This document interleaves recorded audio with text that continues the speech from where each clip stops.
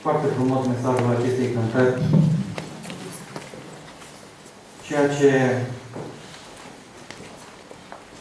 mă face să înțeleg că nu totul este la voia întâmplării.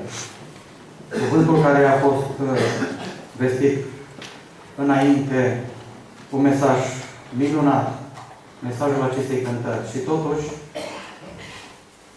în ciuda la tot ceea ce Dumnezeu ne binecuvintează pe noi, ne uităm și de multe ori ne lovim de lucrurile acestea. De ce Dumnezeu a îngăduit lucrul acesta peste mine? Dumnezeu este nedrept. Dumnezeu nu știe, nu cunoaște. Tocmai lucrul acesta trebuia să-l facă. Uitându-mă la textul care a fost citit din 2 Samuel, parcă Dumnezeu este nedrept când produce această durere în inima lui David. Dumnezeu este drept, este plin de bunătate. Absalom a cules ceea ce a semănat. Ca și părinte, David îl durea.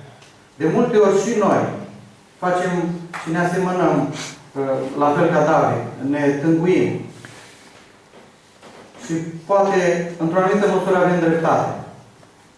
Dar să nu uitați că doar ceea ce semănăm, aceea vom și culege. Cuvântul din această zi, și eu aș vrea să rămân la versetul de aur din această zi, care a fost citit.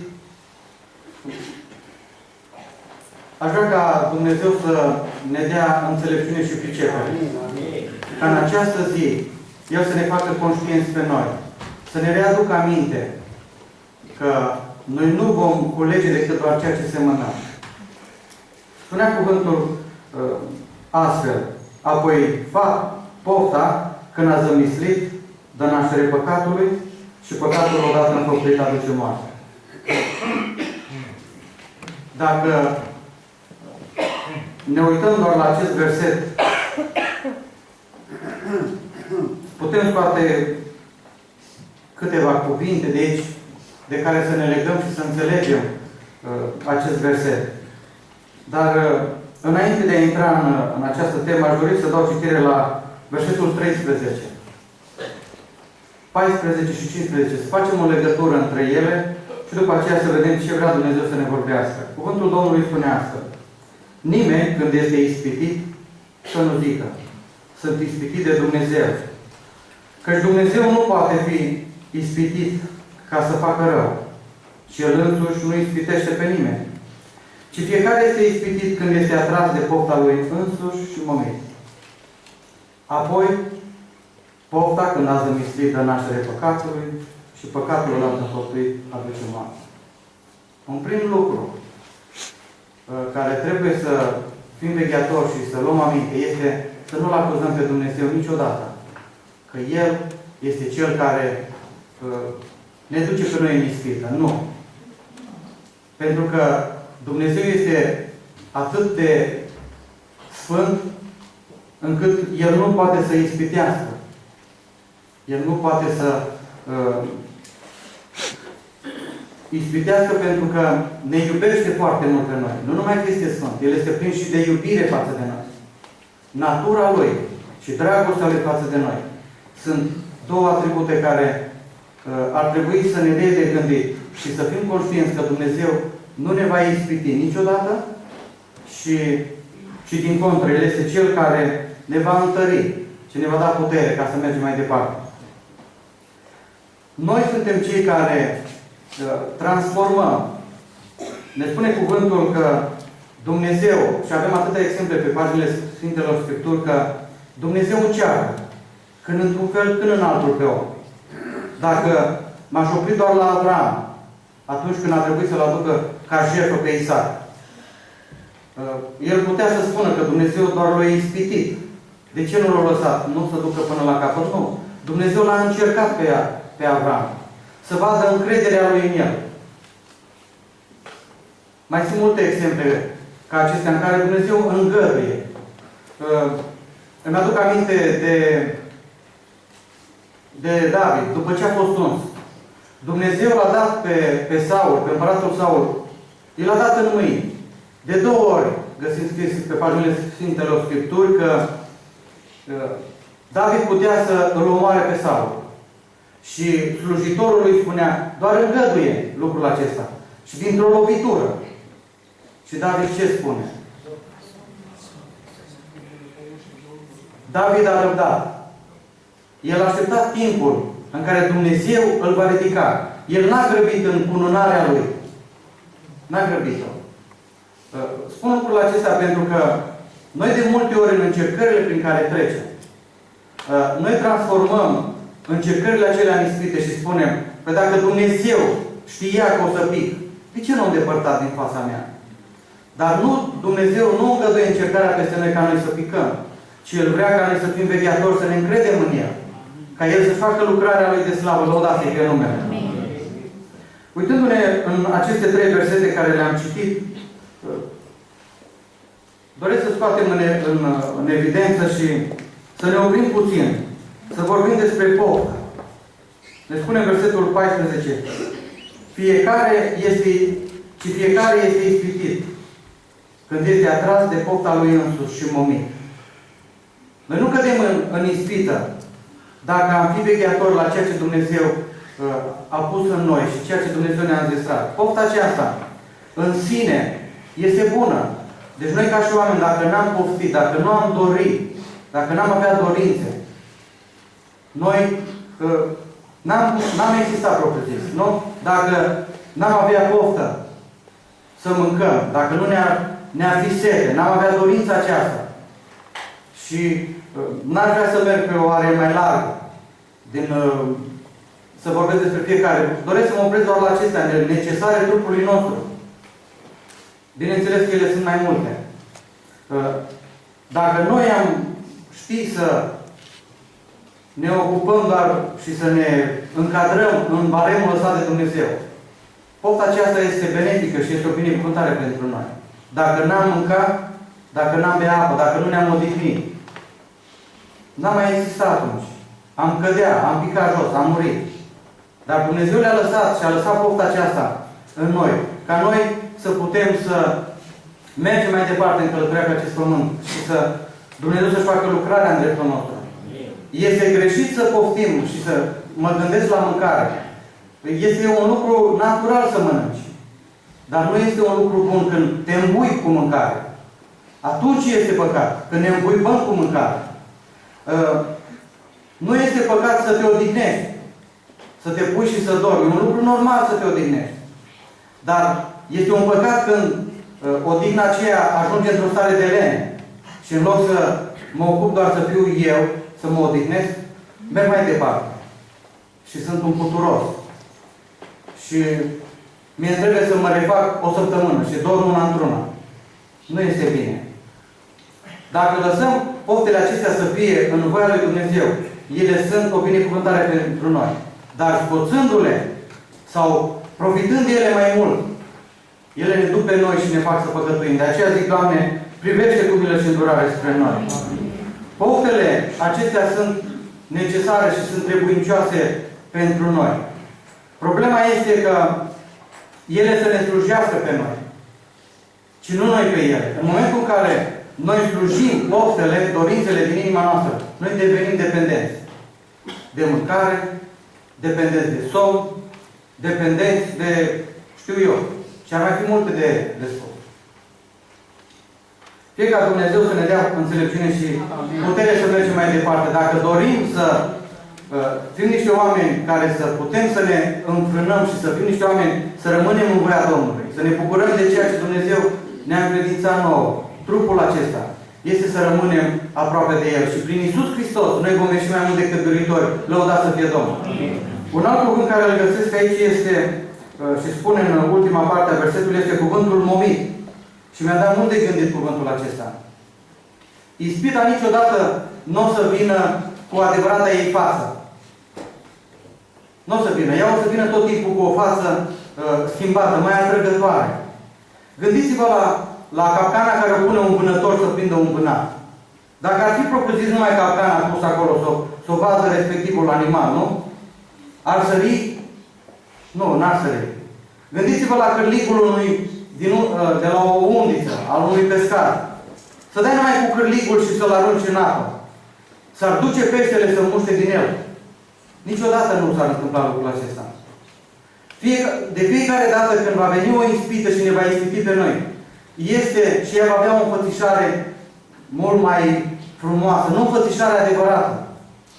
Frații mei, iubiții Domnului, fie ca Dumnezeu să ne dea înțelepciune și pricepere să fim înțelepți. Atunci când vine ispita, să știm unde să ne refugiem și încotro să privim.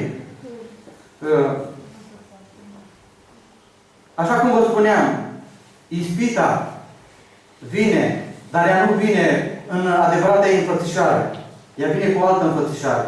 Și vine cu o înfățișare care să ne facă pe noi să o dorim, să o poftim. Și dacă nu vom fi vegheatori, noi vom cădea. De aceea zic, Doamne, dă-ne putere să fim vegheatori. Să fim înțelepți și pricepuți și în umblarea noastră să rămânem aproape de Tine. Mărit să fie numele Tău.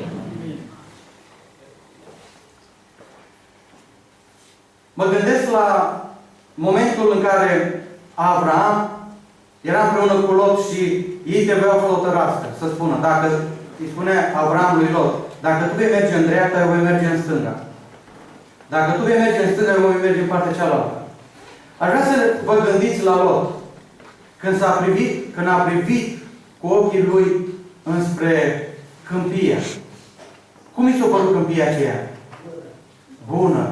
Era udă. Era udată de Iordan. Momeală. I-a plăcut.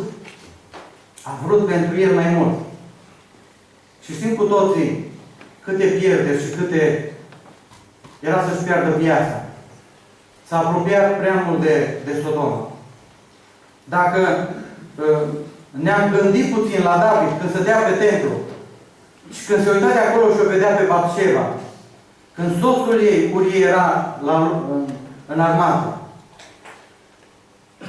cum a fost ispita aceasta? A fost ispită din aia care să-l facă să nu vreau să mă uit. Și lui i-a plăcut ispita aceea, momeala. I-a plăcut lucrul acela. Aș vrea să vă întreb, dacă David știa din timp ceea ce urma la ceea ce a făcut el, urmările la ceea ce a făcut el, le mai făcea oare? I-a murit primul copil.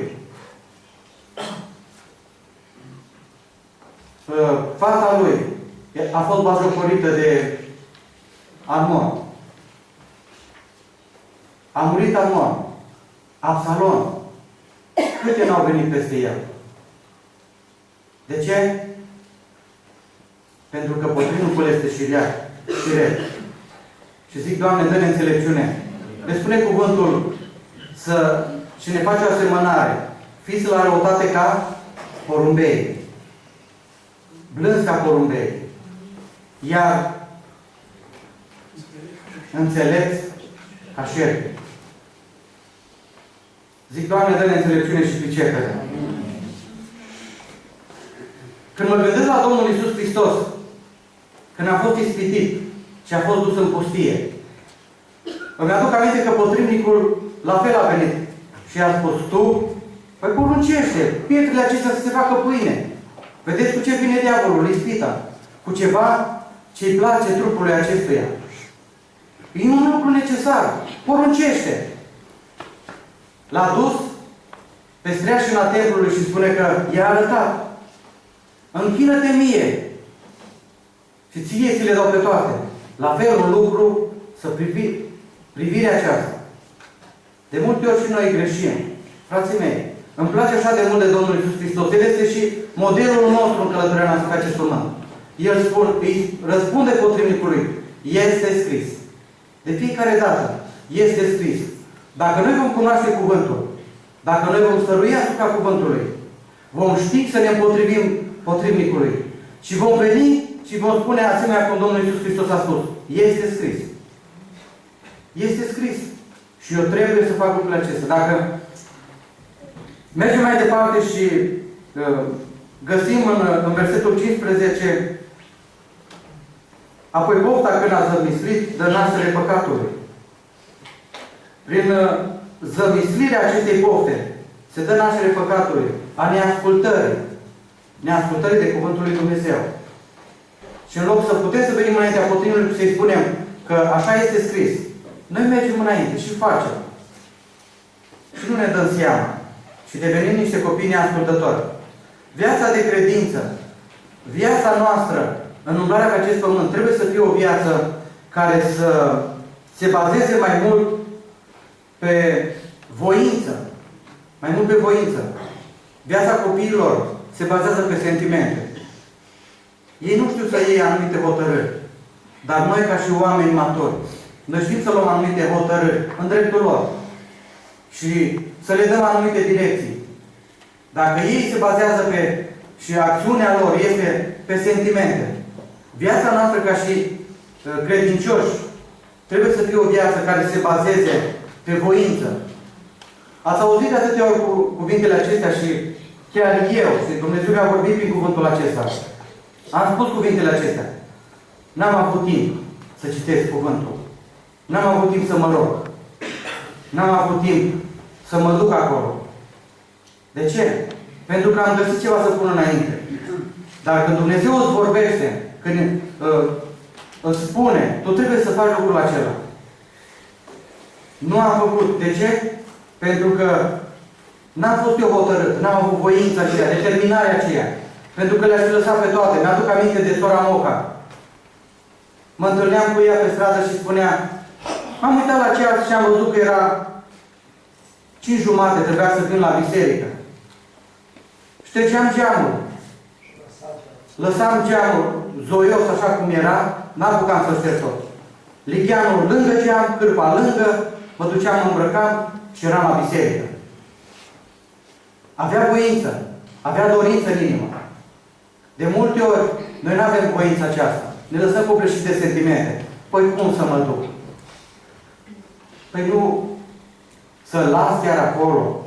Și dintr-o dată ne lăsăm conduși de sentimente. Zic, Doamne, dă-ne înțelepciune și pricepere. Neascultarea aceasta, știm tot din cartea lui Samuel, nu este plăcută Domnului. Domnului îi place mai mult ascultarea decât orice jertfă. Și fie ca Dumnezeu să ne facă niște copii ascultători. Și să rugăm pe Dumnezeu să împlinească în noi cuvântul care este scris în Filipeni, în capitolul 2:13. Cuvântul care spune astfel, că Dumnezeu este acela care lucrează în voi și vă dă după plăcerea Lui și voința și înfăptuirea. Faceți toate lucrurile fără cârtire și fără șovăiere. Și zic, Doamne, ajută-ne la lucrul acesta. Aș vrea să mergem mai departe, conștienți că noi suntem ispitiți doar de pofta noastră. Niciodată Dumnezeu nu va ispiti, pentru că natura Lui nu este de așa fel. Este prea neprihănit, este prea bun. Mai mult ca atât, noi suntem ispitiți de însăși pofta noastră. Suntem numiți pentru că ne place lucrurile acelea. Ni le dorim lucrurile acelea. Și aș vrea să mergem mai departe. Dacă vom stărui în această stare, vom sta în această stare, nu numai că vom deveni neascultători față de Dumnezeu. Un alt lucru spune că păcatul odată înfăptuit aduce moartea. Odată păcatul înfăptuit aduce moartea. Neascultarea aduce moartea. Neascultarea odinioară în dreptul lui Saul, împăratul lui Saul, l-a făcut să piardă împărăția. Așa și pe noi ne poate face dacă nu vom fi ascultători. Noi vom pierde. Doar ceea ce vom mâna, aceea vom fi secera. Dumnezeu ne spune așa de minunat în Ezechiel, în capitolul 18:23. Și aș vrea să vedem împreună cu toți. 18:23. Doresc eu moartea păcătosului, zice Domnul Dumnezeu. Nu doresc eu mai degrabă ca el să se întoarcă de la căile lui și să trăiască? Iată că Dumnezeu nu dorește moartea. Dumnezeu vrea binele nostru, vrea ca noi să avem viață. Viață noi din belșug. Și zic ca Domnul să ne întărească la lucrul acesta. Un alt verset care aș vrea să-l citim se găsește scris în Roman, capitolul 6:23. Suntem îndemnați să fim vegheatori asupra privirii noastre. Și cuvântul spune, fiindcă plata păcatului este moartea, dar darul fără plata lui Dumnezeu este viață veșnică în Iisus Hristos, Domnul nostru, mărit să fie Domnul. Amin. Ce putem face noi? Ne spune cuvântul că dacă Dumnezeu îngăduie peste noi să fim încercați, dorința Lui nu este ca noi să fim ispitiți. Noi suntem ispitiți de pofta noastră. Dar dacă suntem ispitiți, Dumnezeu ne binecuvintează și versetul 12 spune, prima parte, ferice de cei ce rabdă ispita. Ne fericește cuvântul dacă vom fi vegheatori și vom răbda. Vom răbda. Doresc să mă apropii de încheiere. Și aș dori să ne gândim de fiecare dată când potrivnicul va veni înaintea noastră și ne va scoate în față. Să stăm înaintea Domnului și să cugetăm la ceea ce El ne-a îndemnat prin cuvântul Său. Să fim vegheatori, să fim conștienți că El nu ne ispitește, ci noi suntem ispitiți de pofta noastră.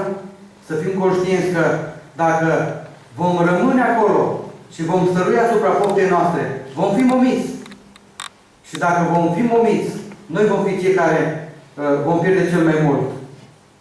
O barieră, un prim lucru care putem face atunci când suntem ispitiți, este să ne gândim neîncetat că Dumnezeu este Cel care ne dă putere să mergem înainte.